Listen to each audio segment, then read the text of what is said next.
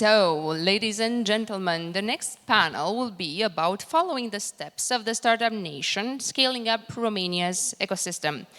To warm up a bit, I know I'm in a rush. As you know, a scale-up nation refers to a country with a thriving ecosystem that nurtures a high number of rapidly growing startups. So, to lead this panel, I have the pleasure of introducing local serial entrepreneur and investor Andrei Pitiș, founder of Genesio, a new paradigm in cloud-native programming, making it accessible to develop websites, who will discuss the roadmap of a startup nation with Reuven Azar, former Ministry of Foreign Affairs of Israel and ambassador of Israel to Romania since last year. Welcome them to the stage, please.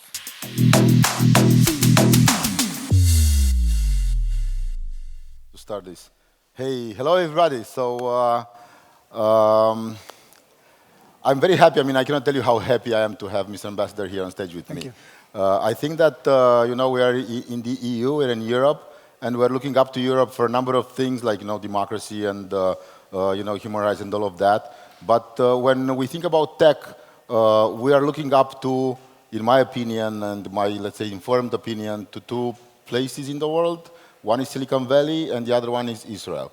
So we have the ambassador of the State of Israel in Romania here on stage with us, and we'll be discussing about how Israel went from being a startup nation to now becoming a scale-up nation, and how Israel is interested in lending a hand to Romanian companies to scale in Israel and on the global scale. So welcome, Mr. Ambassador. Thank you. Thank you very much. Andrei, it's really a pleasure to be here, especially with you. You're an experienced guy here. You are one of the founders of the high-tech sector in Romania, and we really have an interest to work together as much as we can.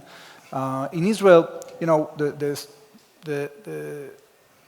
we are sort of going through a process in which we want to work with other nations, because right now we have sort of at the ceiling when it comes to manpower, when it comes to developing big companies. When you develop big companies, global companies, you have to start working in other countries. It's not enough only to rely on your own resources. So I'm happy to be here, and I'm looking forward to this conversation. So how did the whole startup nation started? I mean, how did you do that? I mean, if we would be looking to inspire ourselves from that experience, what can you tell us from that point, and then we'll coming back to. Well, to a certain extent, we have something in common: very good universities. In Israel, even before the State of Israel was founded, we founded two institutions, the Technion and the Hebrew University in Jerusalem, that were founded about, 50 years before the state was founded. So we had a pretty good base in terms of education, and a lot of people, a lot of engineers coming from abroad, okay, with different views and different mindsets. But what really was a catalysator, we should sit. We should sit. No, people will not see us if we sit.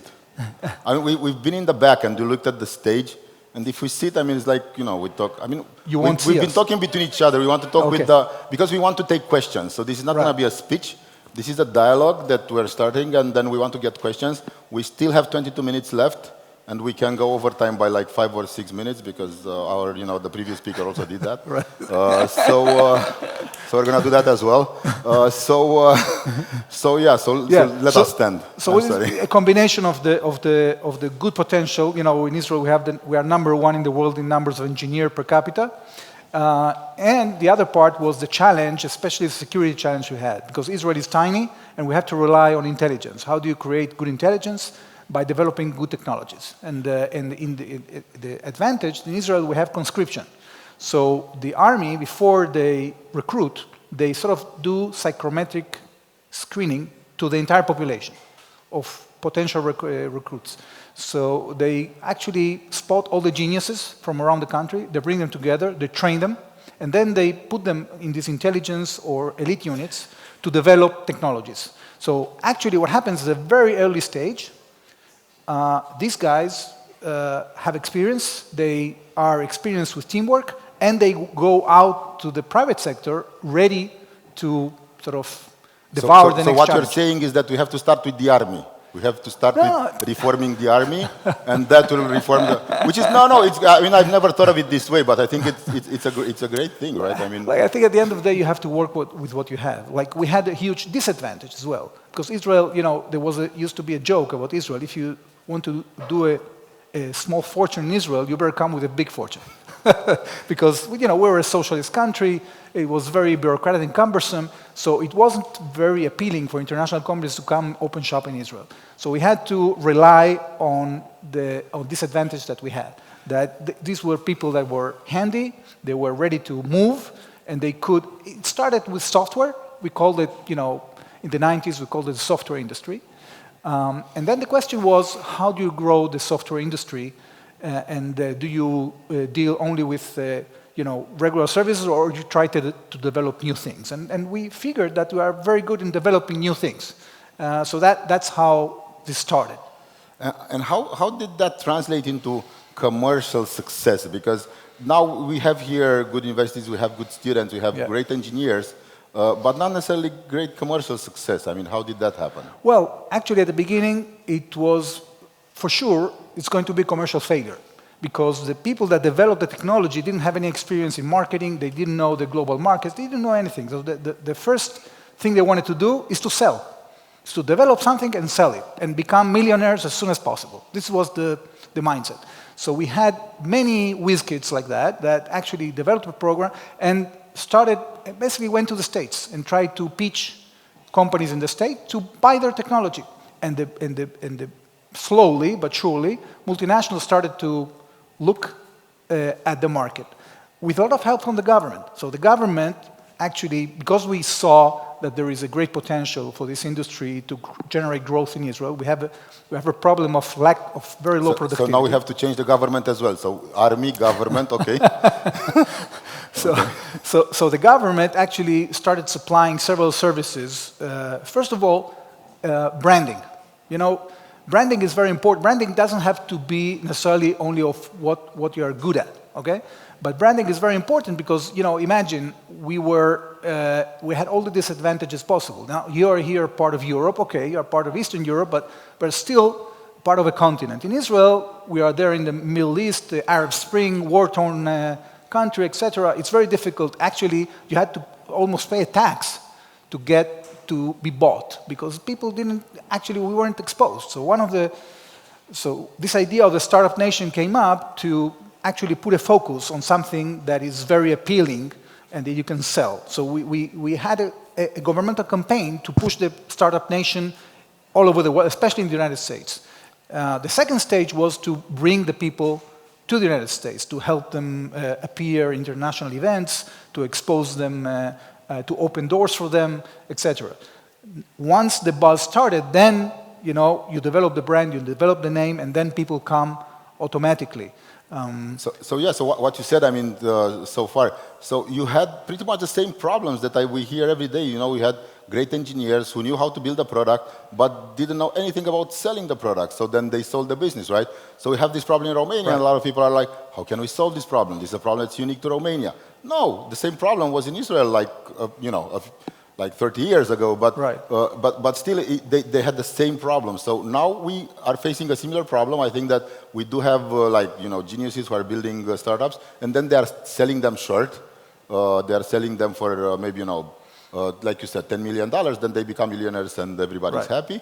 And so, which is great, right? I mean, it's not bad, right?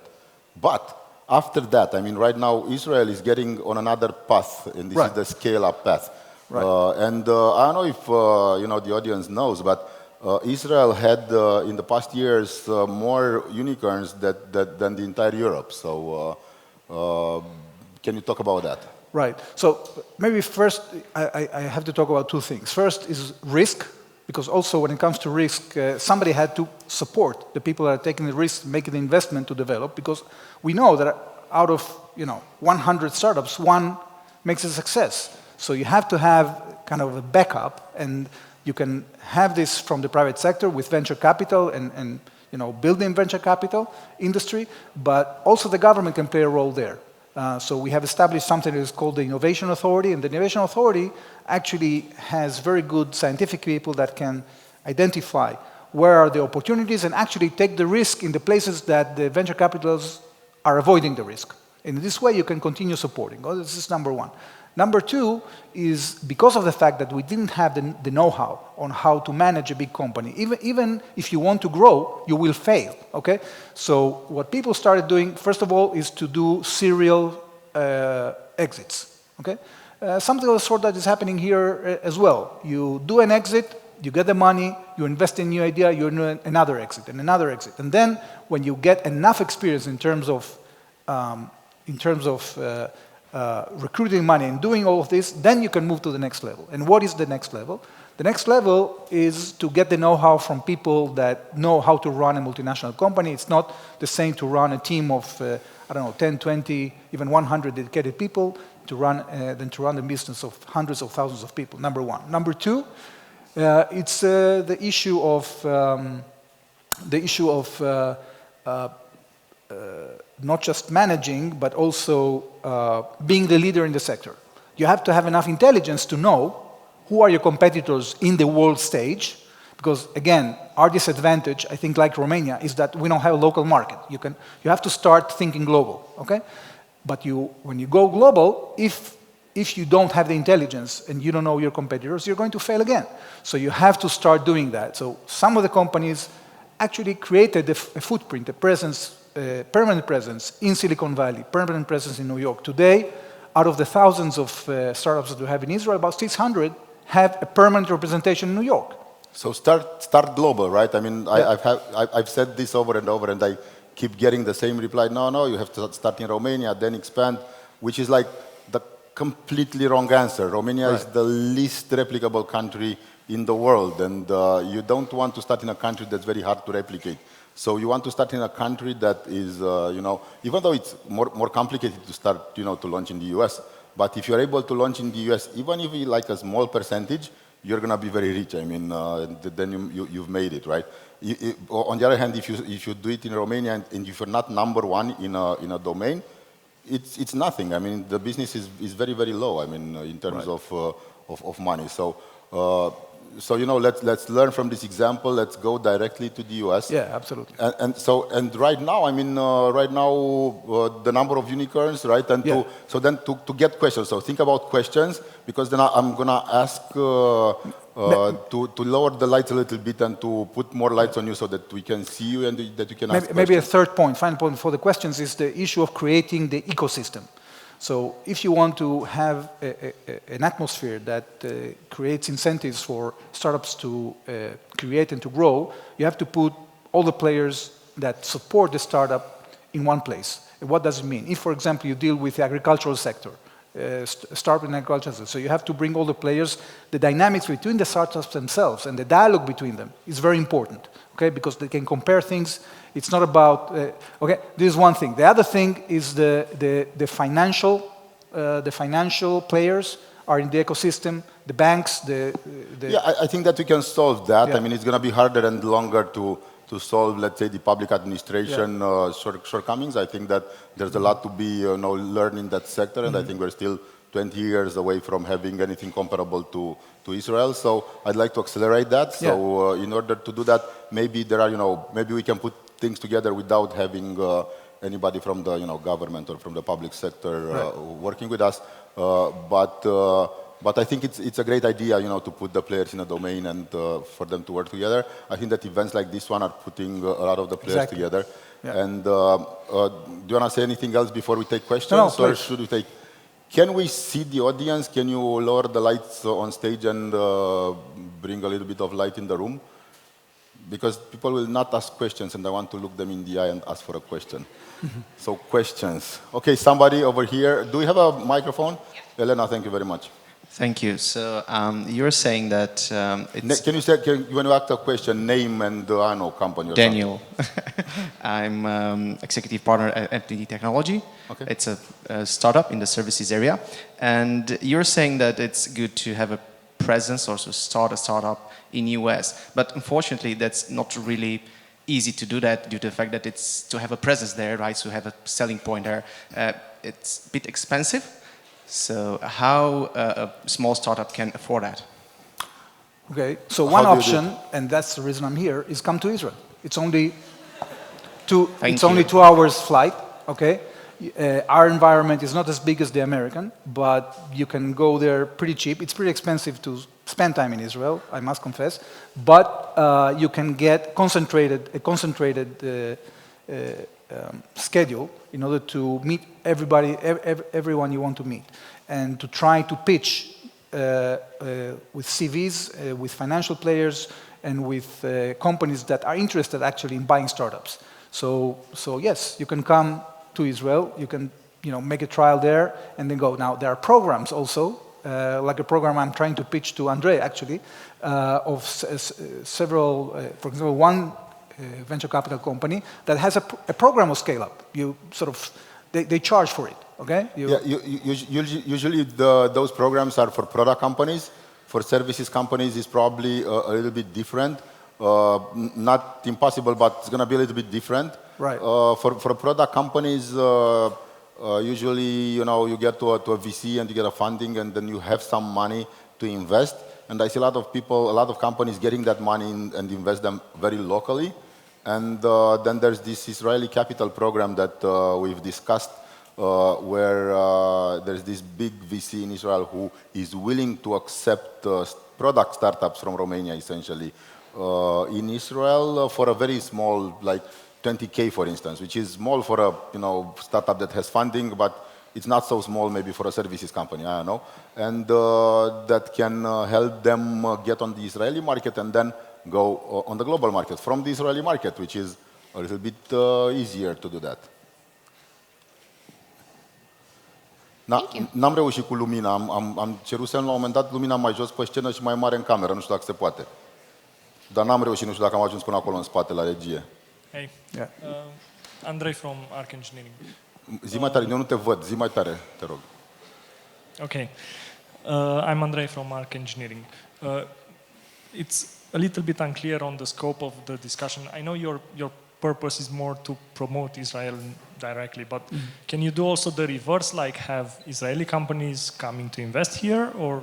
Yeah, they're already doing that. Actually, look, to be frank with you, most of the Israeli companies were looking up until not long ago, until the Russian invasion to Ukraine, to the Ukrainian market, because in Ukraine you had the cheapest engineers. And the problem in Israel was that we had lacking of engineers, lack of manpower. So Israeli companies used to recruit up until the war about 10,000 Ukrainian engineers. But in Romania, it was more difficult for them because here the cost of the engineers is higher. But despite that, we have several companies, especially in the gaming, in the cyber industry, that are actually, each of them, employing several hundred engineers, developers. But what is happening also now is that as a result of the huge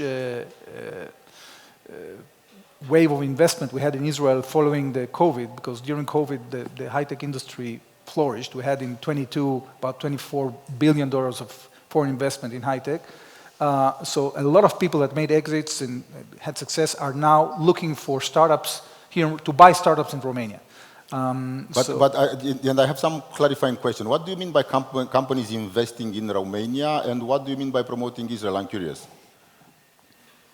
Can you explain? What do you mean by companies investing in Romania? Do you mean companies hiring people in Romania or something else?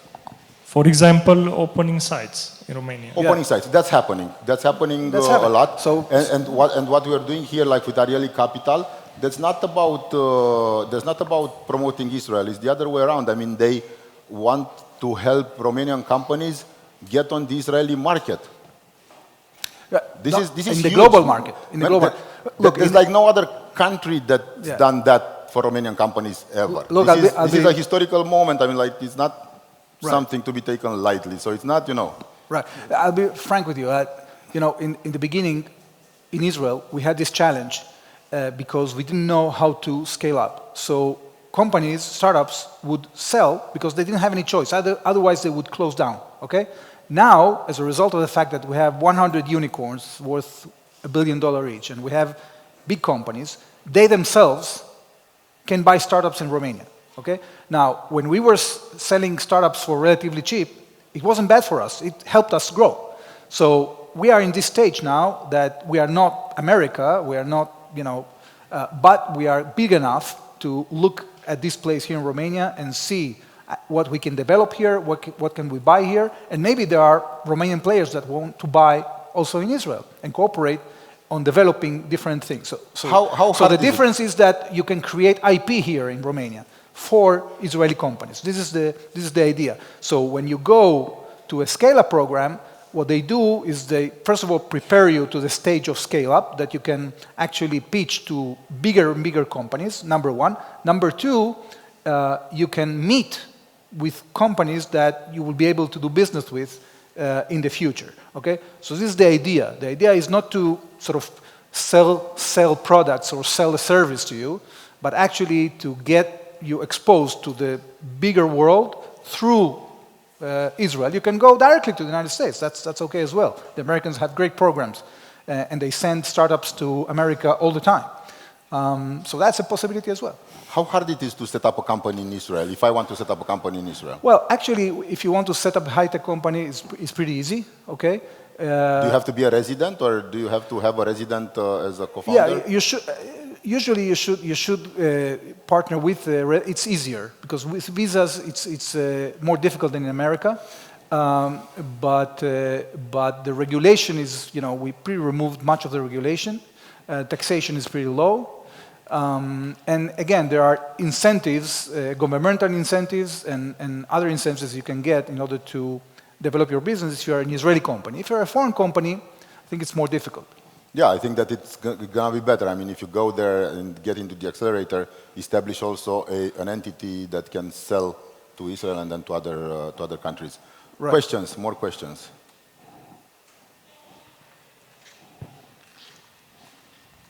Yeah. Thank you. If I want to start evaluating company, in services, what will be pieces of advice? How should we go? How should we establish? If you're supplying services to high-tech companies, you mean? I don't understand the question. Normally, we want to provide services in the valuation industry. So for SMEs. Okay. And normally we thought to start locally, but now found out it's a better idea to think more globally. This. Yeah, like I said, I think that we are in a very services-oriented location, and most of the innovation ecosystems like Israel and Silicon Valley are very much product-oriented. So it's a little bit of a different discussion how you do services, where you look for clients directly, and then but you do not invest in a product. Or on the other hand, you create an IP, you innovate, you create an IP, you create a product, and then you sell it. That's a whole different story, and this is the story that I think we can learn from Israel and the US. I was referring to an IP. Yeah. So like for example, if I understand correctly, what you're saying, you have a service of evaluating, which is basically a product that you can evaluate a company for cheap, and you think that you have great potential globally because you can sell this service to big, for example, accounting companies that are doing valuations in the millions per year for the government or for the taxation authority or whatever. Yeah, so in this case, yes, I think that it's very important to connect to the ecosystem that deals with the new developments in accounting and valuation, and see within ecosystem who would you be your best partners in order to elevate to a place in which you can expose your technology to the big clients in the world, okay? So this is one thing that we can seek. So you can contact us, we can put you in contact with that ecosystem and maybe send you over there, you would travel over there and have the meetings and see if you can have partners either in that will help you to market the product globally, to buy you, okay, or to partner with you. So yeah, so maybe we can, we've been discussing of organizing an event where we ask, we connect Romanian companies with Israeli companies in Bucharest or in Tel Aviv. I mean, maybe we do that. There's a question over there, Elena. Thank you. So if a company is being set up in Israel, but you open offices and you get the government support, the grants, and you advantage, I mean, you basically use the resources in the ecosystem, and then you want to scale up in the US later on, does that mean that you need to keep the headquarters in Israel, whereas opening other offices? No, or actually, is it just... no. It's a, it was very clear for the government from the outset that if you start limiting companies, they will never open shop. The idea with high-tech is that people have to be completely free and feel free to do whatever they want, okay? So the only thing that you get tied up is that when somebody invests in your company, so it will have, it will have decision-making, you will have to share profits with the investor. So when the government comes with investing in your company, then of course you have to share like with any other investor, but you don't have to stay. You don't have to stay in Israel. That's why actually the government is very keen in not creating any limitations. So people choose from their own will, they have the liberty to choose where they want to work and what they want to do. In Romania, actually, I don't know how transparent is this to the audience. The government actually invests in startups. How many of you know that? Mostly people who have been involved with venture funds. Venture funds have money from EIF, which is the European Investment Fund, that are essentially the Romanian government's money. So then the government invests, and it's a sizable chunk of the VC money that is invested. That is not just in Romania; it's across Europe, where Europe wants to invest. So Europe does have an approach where they do invest in startups, and they also get a cut of the profits. But they're not getting more involved than that. I mean, they're getting involved through the venture partners, which I think is the right way to do, because the venture partners are professionals who know better in what to invest than, let's say, any of the governments that are in Europe. So our time is up, and we want to be very mindful of the audience, also be respectful of the next speakers. So thank you very much, Mr. Ambassador. And thank you, Vlad, for organizing this. Thank you, Vlad. Thank you, Elena, for inviting us, and thank you, Vlad, for organizing the whole experience. You know where to find me. You can find me on LinkedIn. You can send me a message, and if when we're organizing this event, I'm going to invite you if you're interested. And you can contact me on LinkedIn as well. And Mr. Ambassador is also very open, and he's a very keen supporter of an Israeli-Romania tech partnership that can, help both nations thrive. Thank you very much.